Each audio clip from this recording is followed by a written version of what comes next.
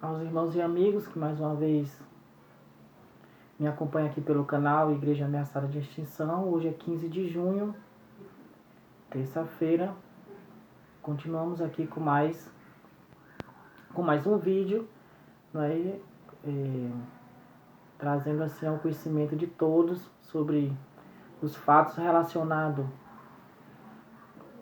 ao ministério do pastor Roderick Vitor Fernandes de Oliveira, bem como parte da diretoria que compromete a honra, a dignidade, a santidade da Igreja Evangélica Fundamentalista. Contudo, não é o título Igreja Ameaçada de Extinção.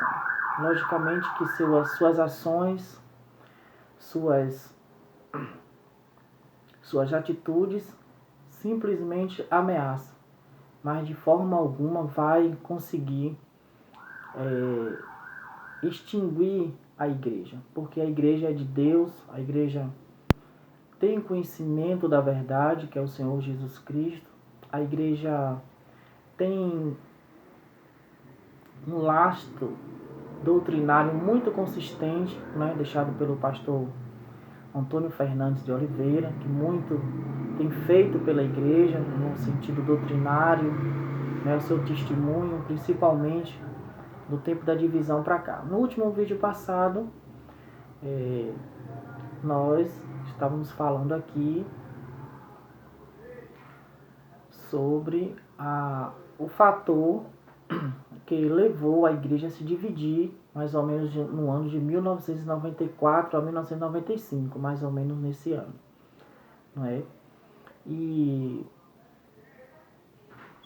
a história registrou, não é, esse fato lamentável, triste, né, que aconteceu na nossa igreja, não é? A princípio existiu ali uma motivação que foi a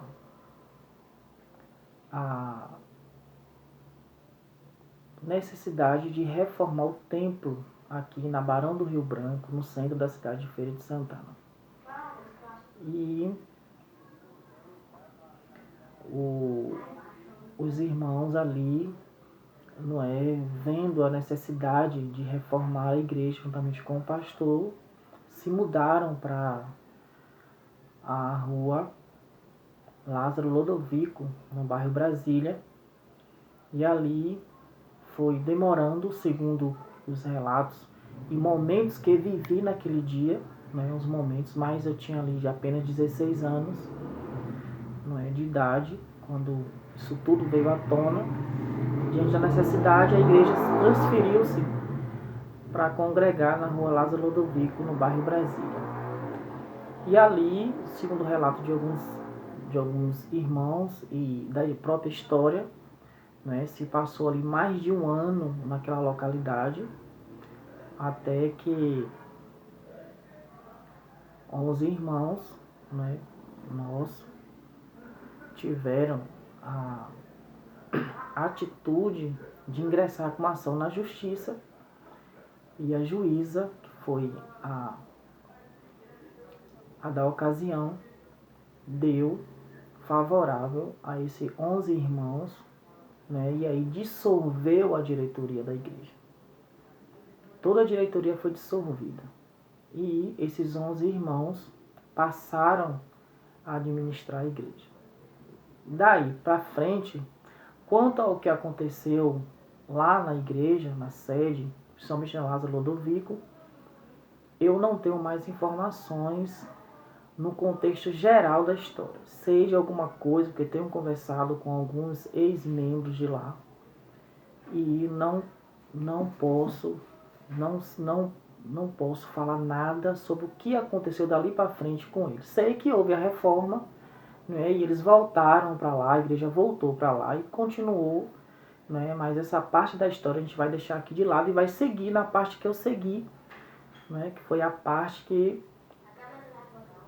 ficou desalojada, muitos irmãos ficaram em casa, muitos irmãos ficaram sem congregar, e o pastor Antônio Fernandes, ele não foi mais a sede, não é, onde era ali, onde foi dissolvido. E aí ele,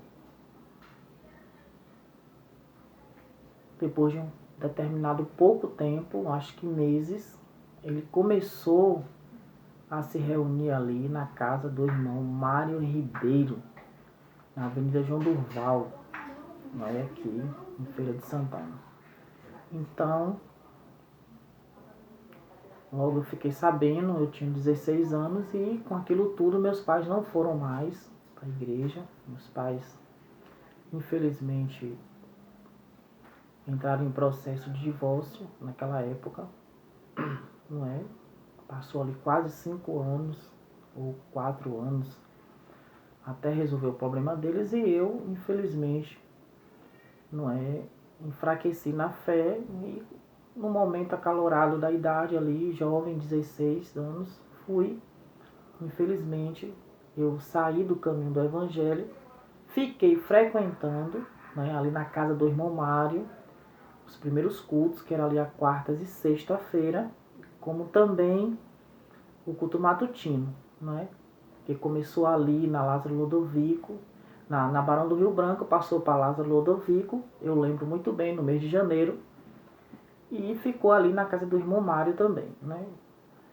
E esse culto matutino ele surgiu num propósito do pastor Antônio Fernandes, ainda lá nos últimos dias, na Barão do Rio Branco, eu acho que nos últimos mês de janeiro que a igreja congregou ali. E foi, né, depois, após a divisão, continuou, não é, na casa do irmão Mário, não é, às quartas e sexta-feira, eu lembro muito bem. A gente se reunia ali na sala do irmão Mário, muito bem recebido por ele, né, como também a sua esposa, nossa irmã, né, que já faleceu, nossa querida irmã Ziza, e a igreja começou ali, na casa do irmão Mário. E aos domingos, a igreja ia se reunir na chácara da família Fernandes, lá no Tomba, né, na Rua do México, lá embaixo, bem lá embaixo. E assim foi seguindo a igreja, né? E ali no ano de 1998, se eu não me engano, 98 a 2000 mais ou menos, a igreja foi seguindo seus passos, não é? E aí conseguiu uma casa na Dom Pedro I, se eu não me engano, da família do pastor, não é? E a igreja começou a congregar ali, não é? No seu endereço mais fixo, não é? E ali a igreja ficou até, se eu não me engano, o ano de 2016, se eu não me engano. Foi 2004, 2014, 2012, não lembro bem. Então, nesse passado tempo, que o pastor Antônio, ele,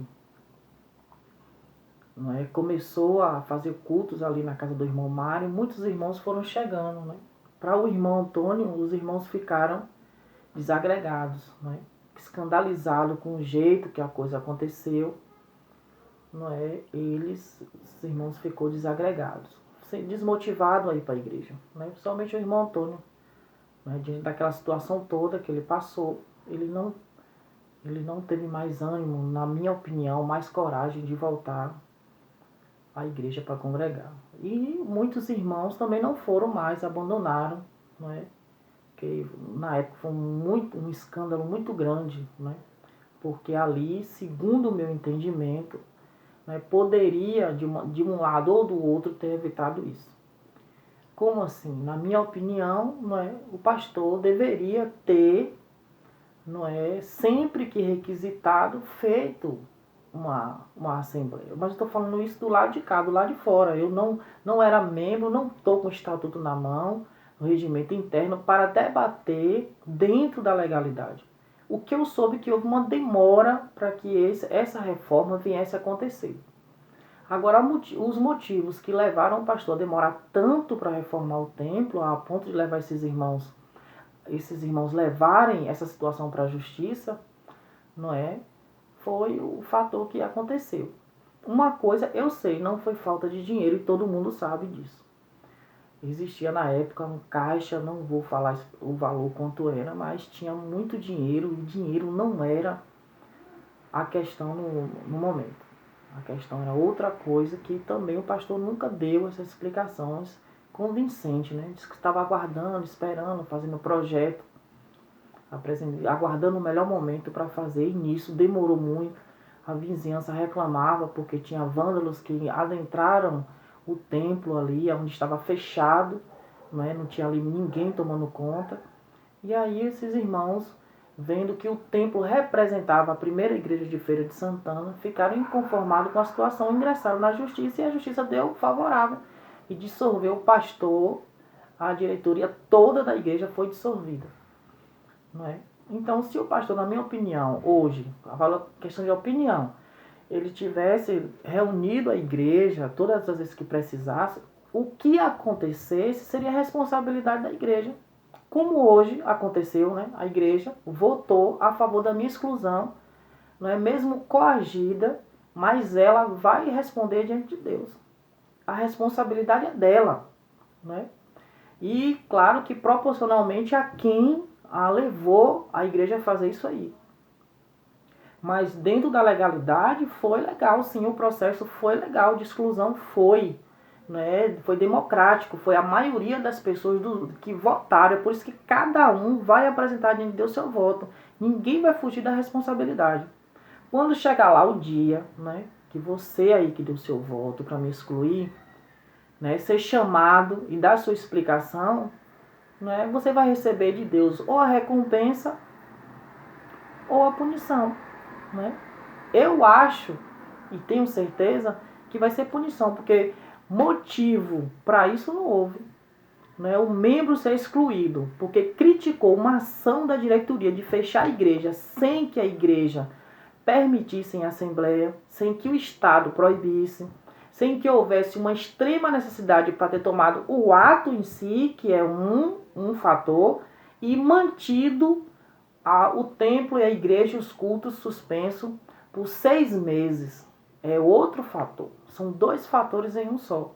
Um é fechar, sem que a igreja permitisse, sem que o Estado obrigasse a fechar e sem que houvesse um motivo justo para isso. E eu vou provar que o motivo apresentado pelo pastor é mentira e ele usou para enganar a igreja, como ele sempre faz. Ele ama iludir e enganar a igreja. Né? Agora, aqueles que já estão acordando para a vida, não vai deixar mais ser enganado por ele. Né? Então, ali a igreja foi seguindo, né, seu caminho. O pastor Antônio muito machucado, muito magoado, chorava muito, né? Somente no culto matutino, onde ele se desabafava com ali as pessoas. E foi o tempo que, em 2005, eu retornei para a igreja. Eu sempre ia nos períodos aos domingos, porque eu trabalhava, viajava, né? Sempre que trabalhei viajando. E eu sempre ia aos domingos lá na chácara do pastor, da família do pastor. Né? E o trabalho que o pastor Antônio Fernandes fez da divisão da igreja até o dia que ele entregou foi um trabalho excepcional. Não deixou nada a desejar. Eu acho que ele aprendeu direitinho o dever de casa. Tudo o pastor Antônio levava à assembleia da igreja. Né? Tinha um assunto para resolver, o pastor convidava a assembleia.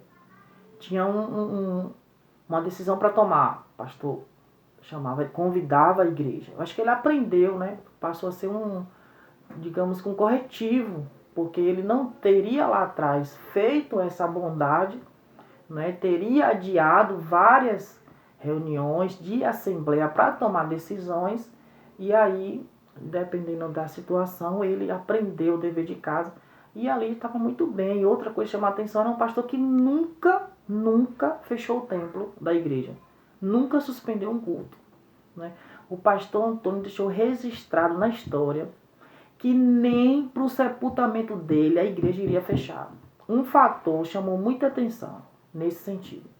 Quando um irmão precisou, né, que O irmão faleceu, eu não vou citar o nome dele aqui, muito querido, muito estimado por a gente. E houve ali, né, no momento do culto, a necessidade da igreja ir até, ou foi o velório, não me lembro bem, não é? Ou ao sepultamento do irmão. Não é? E o pastor não liberou a igreja para ir. O pastor liberou uma comitiva para ir até lá, esse irmão. E falou, no dia que eu morrer, dizendo ao pastor Antônio, não é para fechar a igreja se for dia de culto. A igreja funciona e um grupo vai lá, uma parte das pessoas vão lá e faz o meu sepultamento. Aquilo me admirou muito, porque ele colocava sempre em primeiro lugar os cultos a Deus, a primícia, e sempre falava Deus em primeiro lugar, não é? E não se preocupe não, que não vai faltar gente no meu enterro. Agora não fechem a igreja, não suspendam os cultos, não é? Pastor Antônio teve uma consistência doutrinária ao longo desse tempo que ele ficou lá com a gente como pastor, invejável, no bom sentido, que inveja é uma coisa ruim, não é? Pastor Antônio tem consistência doutrinária. A doutrinação do pastor Antônio é muito bem fundamentada, ao contrário e muito do pastor Roderico. O pastor Roderico é fácil para ele fazer um sermão, uma mensagem. Não é? Agora, fazer retiro, fazer um sermão ou fazer uma palestra. Porque mensagem mesmo fundamentada pela palavra de Deus para o pastor Roderico é muito difícil. Porque o pastor Roderico é muito superficial. Não é? Ele é artificial demais, ele não tem profundidade bíblica. Infelizmente é isso que acontece. Por isso que é fácil, ele fala diversas vezes que é fácil ele subir lá no público e pregar. Por quê? Porque é um palestrante. Né? Qualquer pessoa da nossa igreja fundamentalista, do tempo passado ou do tempo presente, faz mensagens melhor, bem melhor do que o pastor Roderico. Né? O pastor Roderico deveria aprender com seus colegas que levam lá na igreja para fazer as mensagens. Somente o irmão Alisson, que foi domingo passado, né? Dia 13 de junho, o irmão Alisson trouxe uma mensagem maravilhosa sobre o pastor, que foi dia do pastor. Não é? Como deve ser, como não deve não ser, não é? O pastor, o seu reconhecimento, não é? Tudo isso. Infelizmente, deveria ter envergonhado o pastor Roderico as mensagens do seu próprio colega, né? O irmão que tem uma profundidade, né? O irmão que traz ali todo um script da mensagem, né? Para que ele vai seguindo o roteiro certinho, dentro da Bíblia, mostrando, né? Então, é tanto que o irmão Alisson,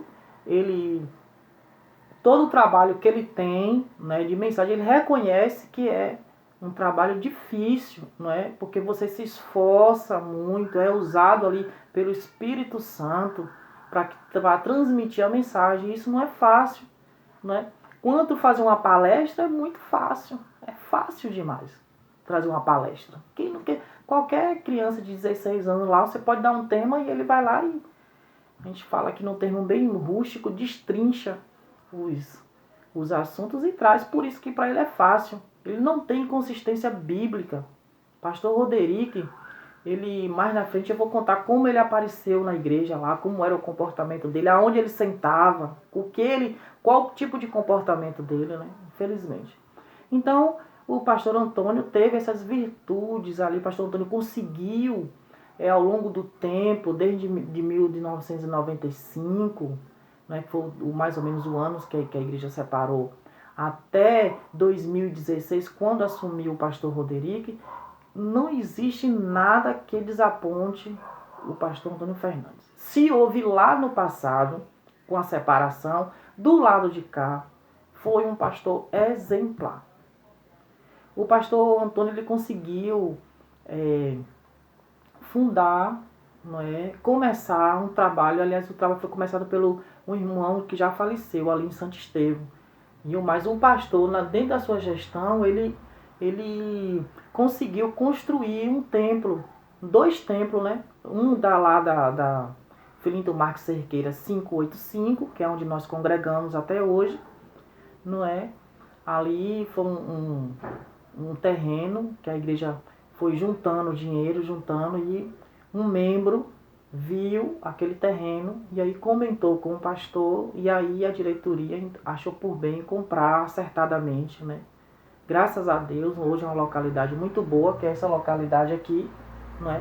Vocês podem ver, é do templo, né? Muito bonito, foi ali uma campanha, mesmo com os lucros dos dízimos dos irmãos da igreja, né? Houve pessoas ali que ofertaram, teve campanha de oferta. Nós ficamos sabendo que irmãos, né, doaram uma boa quantia de dinheiro, como também os irmãos, ficamos sabendo, né, irmãos que quebraram o seu miairozinho, né, e de forma voluntária, amorosa, doou a Deus para a construção desse templo, né. Esse templo tem uma história muito bonita de construção, foi um trabalho integrado por toda a igreja, de campanha, de dízimo, de oferta de amor, né? Quem não lembra, quem ainda isso lembra muito bem, né? E o pastor Antônio conseguiu fazer isso aqui, esse trabalho bonito de construção desse templo. E nós saímos de lá, da Barão da Dom Pedro I, no bairro Brasília, e viemos para cá, para a rua Felinton Marques Cerqueira 585.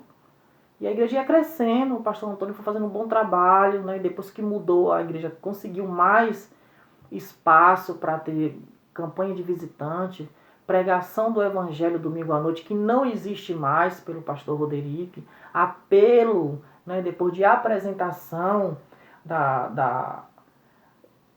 do evangelho, da mensagem do evangelho, da mensagem da cruz, da mensagem de salvação, de redenção. E ali muitos visitantes, ouvindo a mensagem do evangelho, chegavam ao arrependimento, entregavam suas vidas ao Senhor Jesus Cristo pela mensagem e pelo apelo, que nós chamamos de apelo. É o convite ao pecador para que ele se manifeste, caso ele queira aceitar Jesus, com base na mensagem que ele ouviu, a mensagem da pregação, a mensagem da cruz. E aí a igreja foi crescendo, desenvolvendo, né? A igreja foi somando, batizando novos candidatos, irmãos que se decidiam, tinha mais de 2 anos ali de congregado, passava pela escola de batismo, e aí, né, chegavam e se batizavam, né? Então, a igreja cresceu, desenvolveu, né? O pastor Antônio continuou firme, né? O culto matutino, às terças-feiras, continuou, né? Mesmo com um número pequeno de pessoas, porque é um culto que começou lá em 1994 ou 95, no mês de janeiro, passou para Lázaro Ludovico, depois que o pastor foi excluído ali da diretoria, lá na casa onde começou de novo a nova etapa, na casa do irmão Mário Ribeiro, continuou o culto matutino, né? Depois veio para Dom Pedro I, né? Dom Pedro II, melhor, não é? E depois continuou aqui na Felinton Marques Cerqueira 585, aqui no bairro Brasília, em Feira de Santana. Então o pastor Antônio fez um excelente trabalho. Nunca houve ali nenhum irmão que tivesse divergência com o pastor Antônio Fernandes. Eu mesmo nunca tive, muito pelo contrário.